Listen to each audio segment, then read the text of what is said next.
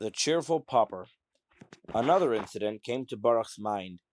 It occurred when he was in Dober Mizzle for the second time. It was just before Pesach, when every Jewish inhabitant was busily occupied with Erev Pesach preparations. There was a certain Jew in Dober Mizzle by the name of Avram Binyamin, a learned man who supported himself by cleaning and sorting wool. This was a pretty hard job, and one could hardly hope to become rich through following this kind of work. But Avram Binyamin never showed himself particularly anxious to be rich. He was quite satisfied if he could earn enough to provide his family with bread. And he certainly had some sized family. There was himself and his wife and their 7 children, as well as both his parents who were old and helpless, also his wife's aged parents. With so many mouths to feed, he had a difficult task making ends meet. Despite his poor circumstances, Avram Binyamin sent his eldest son, age 15, to study at a yeshiva, although he could have used him to help him with his wool combing. He sent his other children also to be educated and carried the family burden all by himself.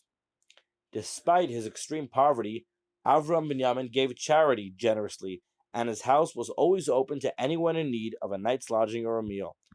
He was known in all of Dober Mizzle for his good-heartedness, and everyone knew that no matter how great was the need, Avram Binyamin would accept help from nobody, not even a loan. If things became very difficult, he used to pawn whatever he could lay his hands on in the house, even their bedding. Once they had to pawn their Shabbos candlesticks, and Avram Binyamin's wife had to use a pair which the eldest son had made out of clay. They were all delighted with these candlesticks, as if they were something priceless.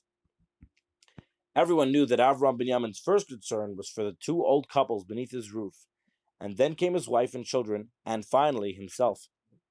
Anyone else in this place would have been weighed down with worry, but not he. There was no more cheerful person in Dublin Mizzle than Avram Binyamin. When anyone met him and asked him how things were with him and his family, he used to reply laughingly, "What have we to worry about? My eldest son Shlemke is learning Torah at the yeshiva. David Ari and Chaim Elio are learning at Cheder, and the youngsters are learning how to go hungry." He said this without any trace of bitterness whatsoever, and would conclude by saying, "Why should we worry? We have a merciful God in heaven who will care for me and my family and for all our people. Everything will be fine." His house on Friday night was the jolliest in town, and anyone present felt a real Einig Shabbos. The house itself was sunken into the ground up to its windows. The walls were supported by poles to prevent their falling down, and on the inside they were brightly discolored. The windows were nevertheless clean. The table was covered with a white cloth, and 3 pairs of waxen candles stood proudly in their clay candlestick. The 2 old couples sat at the head of the table, while Avram Binyamin, his wife and children, all sat around them. In the center of the table was a huge bowl of hot water to serve as soup. Pieces of bread were shared out before each person at the table. Each ate his or her portion of bread and then drank some hot water, and that was their meal. Yet the songs they sang following it would have suggested they had just partaken of the richest meal.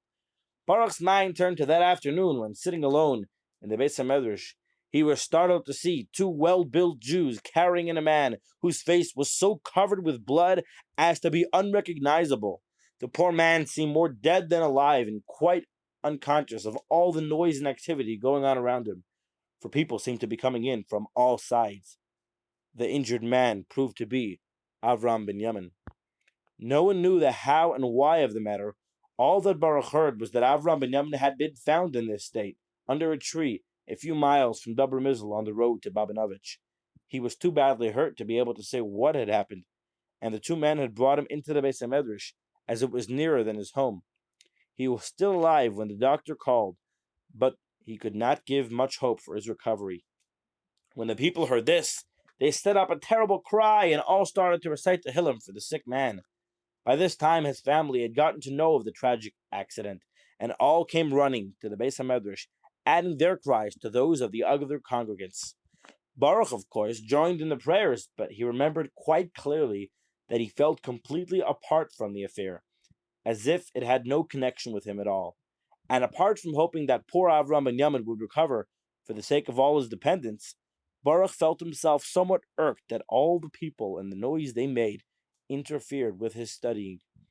For 2 days, Avram Binyamin's life hung in the balance. His family wanted to take him home, but the doctor said he was too dangerously ill to be moved. Some of the others urged the family to leave him at the base of Medrash, as the doctor had suggested, for they thought his chance of recovery would be greater if he lay in such a holy place. Meanwhile, Baruch walked about aimlessly in the Beis HaMedrash. It was quite out of the question to be able to concentrate on study in all the commotion. When on the third day Avram suddenly opened his eyes and asked for a drink of water, it was clear that he was going to live. His breathing became easier, and he began to look a bit more normal. The news of his miraculous turn for the better spread like wildfire through the town. The joy and relief of his family were indescribable.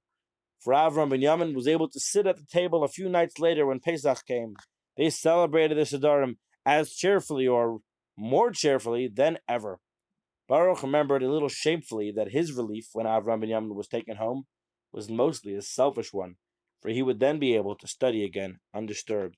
How differently he felt about life and people now. His inner soul was beginning to express itself. The books on ethics, which he had been studying, had awakened in him this new feeling of kinship toward his fellow beings that made him feel that at last he was on the right path toward self-perfection.